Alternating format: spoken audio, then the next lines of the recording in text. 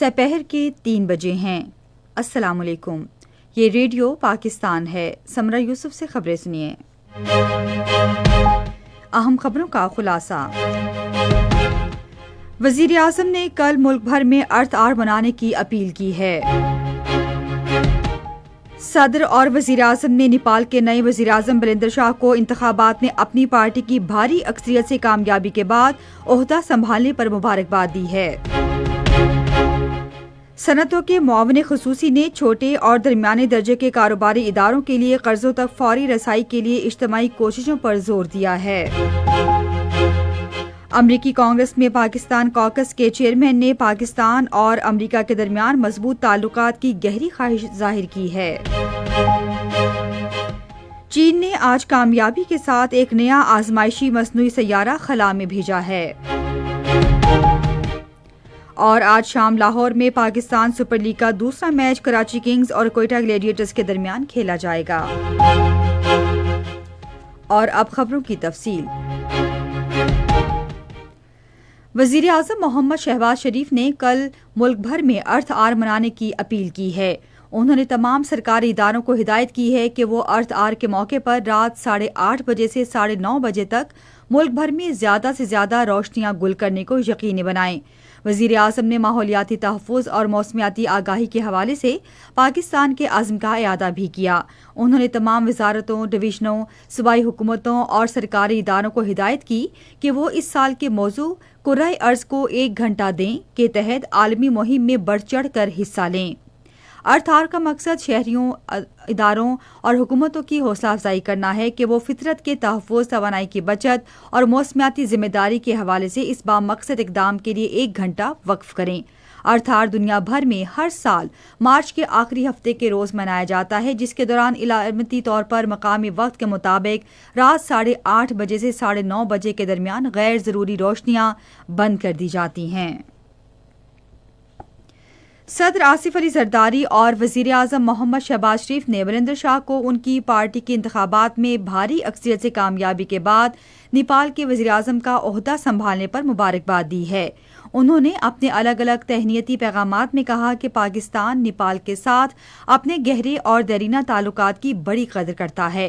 وزیر اعظم نے کہا کہ پاکستان دو طرفہ تعاون مزید مستحکم کرنے اور علاقائی امن و استحکام اور خوشحالی کے مشترکہ اہداف کے حصول کے لیے نیپال کے وزیر اعظم کے ساتھ مل کر کام کرنے کا خواہش مند ہے۔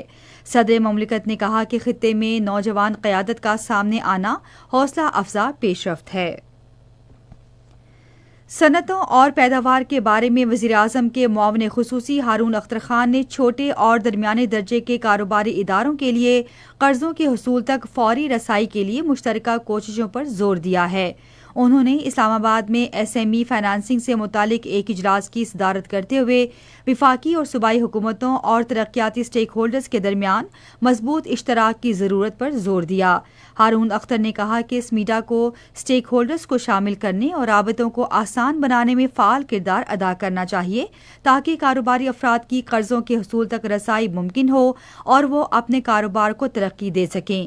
اجلاس کے اختتام پر مشترکہ اقدامات تیز کرنے، ادارہ جاتی روابط مضبوط بنانے اور ملک بھر میں ایس ایم ایز کے لیے مالیاتی نظام کو مزید جامع شکل دینے کے مشترکہ عزم کا اظہار کیا گیا۔ عازمین حج کے لیے پاک حج ایپ پر میڈیکل سوال نامہ مکمل کرنے کا آج آخری دن ہے۔ وزارت مذہبی امور کے ترجمان محمد عمر بٹ نے کہا ہے کہ رواں سال حج کے لیے منتخب 1,19,000 پاکستانی عازمین کے لیے ڈیجیٹل میڈیکل ریکارڈ لازمی قرار دیا گیا ہے۔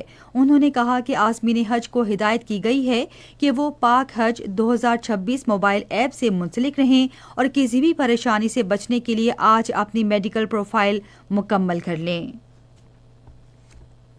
پنجاب کی وزیر اعلیٰ مریم نواز نے بنیادی ڈھانچے کی تیزی سے ترقی کے لیے پانی اور صفائی کے محکمے کے بجٹ کے لیے 204 ارب روپے کی رقم مختص کی ہے۔ پنجاب کے ترقیاتی پروگرام کے پہلے مرحلے کے تحت گوجرانوالہ، ملتان، ڈیرہ غازی خان، سرگودھا اور صوبے کے دوسرے اضلاع میں پانی اور صفائی کے بنیادی ڈھانچے کو بہتر بنایا جائے گا۔ وفاقی محتسب نوید کامران بلوچ نے آج کراچی میں وزیر اعلیٰ سندھ سید مراد علی شاہ سے ملاقات کی۔ وزیر اعلیٰ نے صوبے میں مزید علاقائی اور ذیلی محتسب دفاتر قائم کرنے کی ضرورت پر زور دیا اور یقین دلایا کہ اس سلسلے میں وفاقی محتسب سے مکمل تعاون کیا جائے گا۔ انہوں نے کہا کہ سندھ حکومت اپنے پورٹل کو وفاقی محتسب کے پورٹل سے منسلک کرے گی تاکہ شہریوں کو اپنے مسائل کے حل میں مدد ملے۔ نوید کامران بلوچ نے بتایا کہ وفاقی محتسب 660 وفاقی اداروں اور ذیلی اداروں کے بارے میں عوامی شکایات کا ازالہ کرتا ہے۔ یہ خبریں آپ ریڈیو پاکستان سے سن رہے ہیں۔ پاکستان، امریکہ اور ایران کے درمیان خاموش سفارتی کوششوں کے مرکز کے طور پر سامنے آیا ہے۔ نیو یارک ٹائمز کی رپورٹ کے مطابق پاکستان نے پہلے ہی تنازع کے خاتمے کے لیے امریکہ کے مجوزہ لائحہ عمل کو ایران تک پہنچایا ہے اور مذاکرات کی میزبانی کی پیشکش کی ہے۔ رپورٹ میں بتایا گیا ہے کہ یہ پیش رفت پاکستان کے لیے ایک شاندار تبدیلی کی نشاندہی کرتی ہے جو تقریباً 1 سال سے زیادہ عرصہ پہلے کی واشنگٹن میں سفارتی سوچ کی عکاس ہے۔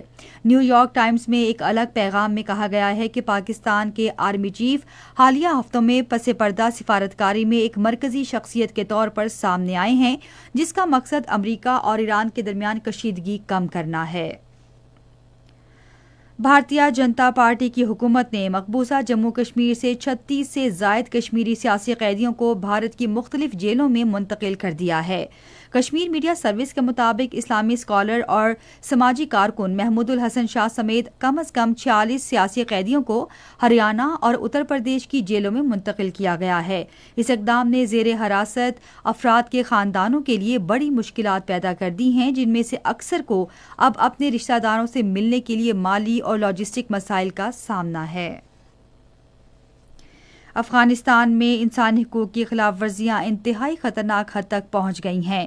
افغانستان کی انسانی حقوق کی تنظیم رواداری کی تازہ ترین رپورٹ کے مطابق ملک میں شہریوں، خواتین اور اقلیتوں کے بنیادی حقوق کی خلاف ورزیوں میں تشویشناک حد تک اضافہ ہوا ہے۔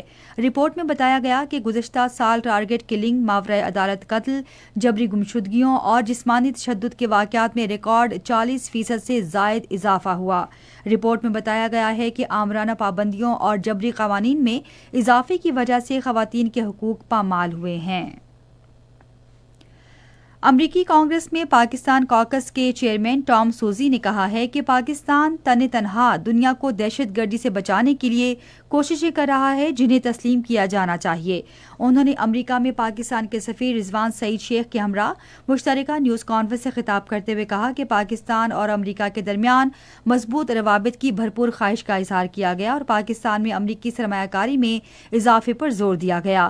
ٹام سوزی نے امریکہ اور ایران کے درمیان جاری تنازع میں فریقین کے ساتھ پاکستان کے دوستانہ روابط اور ثالث کے طور پر اس کے اہم کردار کو سراہا ہے۔ پاکستانی سفیر رضوان سعید شیخ نے کہا کہ پاکستان دہشت گردی کے خلاف عالمی جنگ میں مسلسل ہراول دستے کا کردار ادا کر رہا ہے اور اس کے اثرات سے سب سے زیادہ متاثرہ ممالک میں شامل ہے۔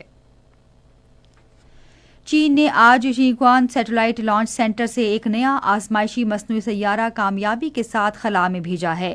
شیبان 33 سیٹلائٹ کو Long March 2C carrier rocket کے ذریعے بھیجا گیا جس میں یوان جیونگ 1S کا بالائی حصہ راکٹ کے ساتھ منسلک کیا گیا تھا۔ سیٹلائٹ کامیابی کے ساتھ اپنے پہلے سے طے شدہ مدار میں پہنچ گیا ہے۔ آج لاہور میں پاکستان سپر لیگ کے دوسرے میچ میں کراچی کنگز کا مقابلہ کوئٹہ گلیڈیٹر سے ہوگا۔ میچ شام 7 بجے شروع ہوگا۔ ریڈیو پاکستان خبروں کے اس بلیٹن کے فوراً بعد اپنے قومی نشریاتی رابطے پر علی گڑھ تحریک کے بانی سر سید احمد خان کی برسی کے حوالے سے ایک فیچر پروگرام نشر کرے گا۔ اس کے فوراً بعد ایک اور قومی پروگرام میں تھیٹر کے عالم دین کے حوالے سے ایک فیچر پروگرام نشر کیا جائے گا۔ اور اب آخر میں موسم۔ محکمہ موسمیات کی پیشگوئی کے مطابق آئندہ 12 گھنٹے کے دوران ملک کے بیشتر حصوں میں موسم زیادہ تر خشک اور مطلع جزوی طور پر ابر آلود رہے گا، جبکہ اس دوران بلوچستان کے جنوبی اضلاع میں تیز ہوائیں چلنے اور گرج چمک کے ساتھ بارش کا امکان ہے۔ آج ریکارڈ کیا گیا بعض اہم شہروں کا درجہ حرارت: Islamabad 28 degree centigrade, Lahore 29، Karachi 33، Peshawar 30، Quetta 19، Gilgit 23، Murree 20، Muzaffarabad 27، جبکہ سری نگر 21، جموں 28 اور لیہ میں 5 ڈگری سینٹی گریڈ۔ آخر میں اہم خبروں کا خلاصہ ایک بار پھر سن لیجیے۔ وزیر اعظم نے کل ملک بھر میں ارتھ آر منانے کی اپیل کی ہے۔ صدر اور وزیر اعظم نے نیپال کے نئے وزیر اعظم مریندر شاہ کو انتخابات میں اپنی پارٹی کی بھاری اکثریت سے کامیابی کے بعد عہدہ سنبھالنے پر مبارکباد دی ہے۔ صنعتوں کے معاون خصوصی نے چھوٹے اور درمیانے درجے کے کاروباری اداروں کے لیے قرضوں تک فوری رسائی کے لیے اجتماعی کوششوں پر زور دیا ہے۔ امریکی کانگریس میں پاکستان کاکس کے چیئرمین نے پاکستان اور امریکہ کے درمیان مضبوط تعلقات کی گہری خواہش ظاہر کی ہے۔ اسی کے ساتھ خبریں ختم ہوئی۔ مزید خبروں اور تجزیوں کے لیے آئی ہماری ویب سائٹ radio.gv.pk پر اور فیس بک کے link radio Pakistan news official پر براہ راست ویڈیو سٹریمنگ بھی ملاحظہ کیجیے۔